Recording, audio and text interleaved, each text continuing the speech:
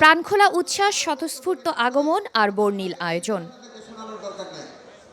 সারা দেশ থেকে তৃণমূলের নেতারা যোগ দেন জাতীয় সংসদ ভবন প্রাঙ্গণে ৭ বছর পর বিএনপির বর্ধিত সভায়। দীর্ঘ সময় পর কেন্দ্রীয় পর্যায়ের এমন আয়োজনে উদ্বেলিত নেতারা। জনগণের ভোটের দাবি ছিল তাদের উচ্চারণে। আন্দোলন সংগ্রামে পরীক্ষিতদের মূল্যায়ন করবে দল, এমন প্রত্যাশা জানান তারা। আজকে একটা নতুন বাংলাদেশের নতুন অনুভূতি নিয়ে মনে করি আমাদের চেয়ারম্যান সাহেব যে গোটা বাংলাদেশের সমস্ত নেতৃত্বকে ডেকেছেন, এটা দীর্ঘদিন পর এই অনুভূতি আপনাকে ভাষায় প্রকাশ করতে পারবো না। অনেক চড়াই উতরাইয়ের মধ্য দিয়ে আমরা আজকে এই জায়গায় এসে পৌঁছেছি। তবে আমি বিশ্বাস করি যে আমাদের দলের তৃণমূলের নেতাদের মধ্য দিয়ে আমরা যে নেতৃত্ব সামনে আসব, এটা অবশ্যই এই দেশের জন্য অনেক ভালো কিছু হবে। একটি সুষ্ঠু ও নিরপেক্ষ নির্বাচনের দাবি আদায়ে শীর্ষ নেতাদের নির্দেশনায় দেশব্যাপী তৃণমূলকে শক্তিশালী করার কর্মসূচি চলবে বলে জানান দলের অঙ্গ সংগঠনের নেতারা। ভিশনের ফুলঝুরি মেগা অফারে ফ্রিজ কিনলেই পাচ্ছেন 16 পিসের আকর্ষণীয় গিফট বক্স একদম ফ্রি।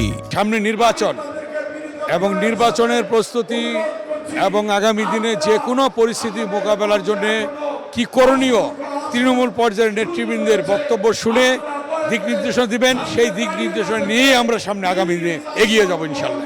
এই গণতন্ত্র যাতে আবার ব্যাহত না হয়, এই গণতান্ত্রিক ধারা যাতে অব্যাহত থাকে, এবং সেটা তখনই সম্ভব যদি এই সরকার, ইন্টেরিয়াম যে গভর্নমেন্ট, তারা যদি অনতিবিলম্বে নির্বাচনে একটা রোড ম্যাপের দিকে যান। কেন্দ্রীয় নেতারা বলেন, জনগণের রাজনৈতিক ও ভোটের অধিকার ফিরিয়ে দেওয়ার যাত্রা শুরু হলো বর্ধিত সভা থেকে। এদেশের মানুষের প্রত্যাশা একটি গণতান্ত্রিক সরকার প্রতিষ্ঠা, জনগণের ভোটের অধিকার প্রতিষ্ঠা। যারা জেল জুলুম খেটেছে, যারা ত্যাগ তিতিক্ষা দিয়েছে, তাদের মধ্যে থেকেই আগামী পার্লামেন্ট নির্বাচনে মনোনয়ন দিবেন। সব পর্যায়ের নেতাদের চমকে দিয়ে সভায় বিএনপি চেয়ারপারসন বেগম খালেদা জিয়ার বক্তৃতায় আবেগ আপ্লুত হন অনেকে।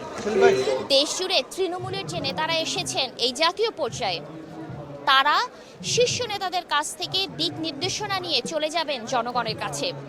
দলটির কি ধরনের মনোভাব নির্বাচনকে ঘিরে, কি ধরনের কর্মসূচি তারা দিচ্ছেন, কি ধরনের নির্দেশনা তারা দিচ্ছেন, তার সবকিছুই হয়ে গেল এই বর্ধিত সভা থেকে।